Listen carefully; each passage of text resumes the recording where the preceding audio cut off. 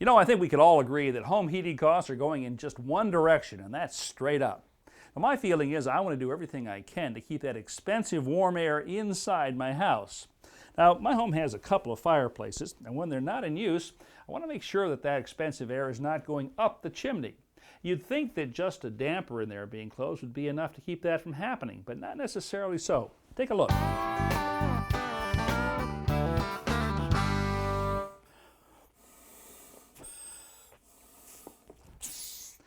Now, this is a very interesting solution to the problem.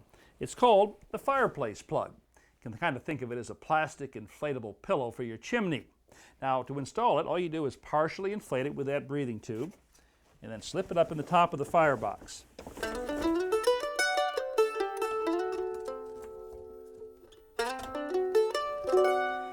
Now, I'll just finish inflating this and tuck the tube out of sight.